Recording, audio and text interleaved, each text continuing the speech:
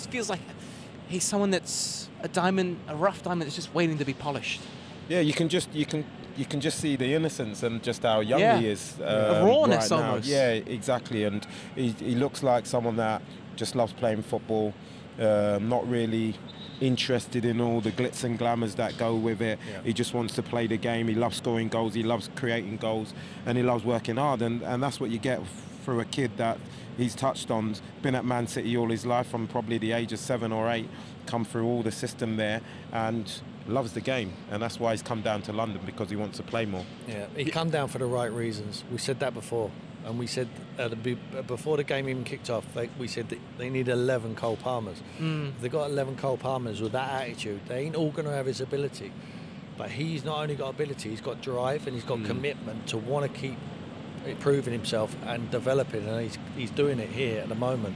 And like I said before, there is some good players here, and Cole mentioned that, but he needs better players for his quality, and if he gets that, they can build a team around him. When you brought that up to him, he looked a bit awkward because he knows he can't say anything. Of course he can't. Not on camera. That's why I'm saying it for him, but not being disrespectful to all them Chelsea players, because some of them impressed me tonight.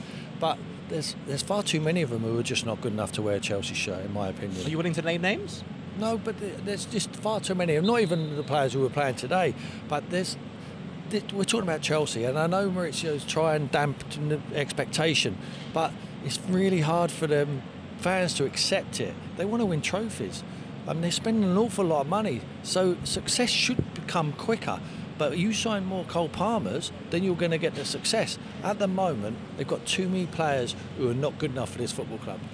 Well, there's a certain amount of players, and few clubs that can afford them. You think Chelsea can, although I'm not sure what their financial situation is now with FFP and all that.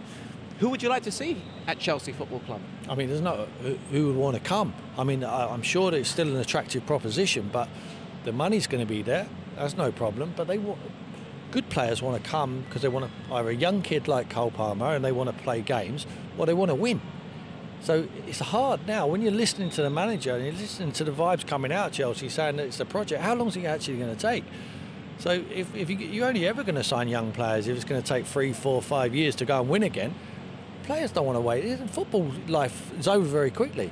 You want to go and win straight away. You want to go in somewhere where you think you've got an opportunity to go and win.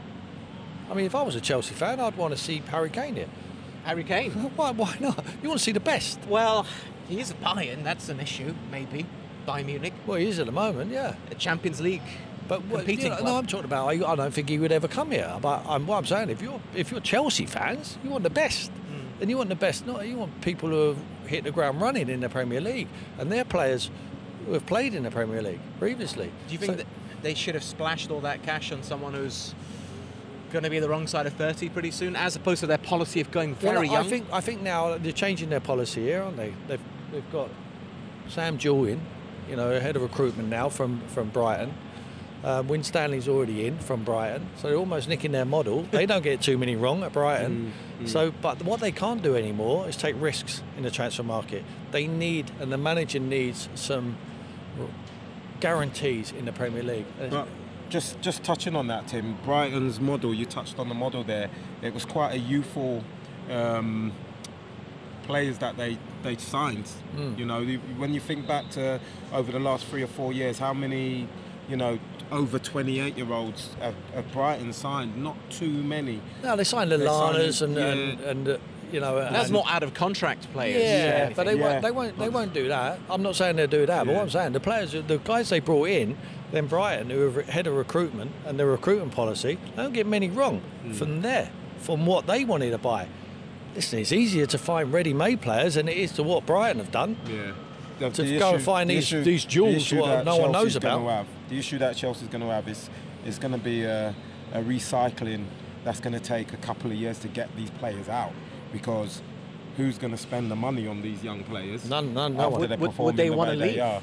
Except the security of the contract. Exactly. Are they going to leave when they're signing 6 and 7 and 8 year contracts? So that's where the issue is going to be, because you need to get them out to get players in. So it's going to be a difficult one. I'm sure Pochettino didn't come into this with blindfolds on and not know what the scenario was and what he's working with, and I'm sure his mindset is, I have to make these players better.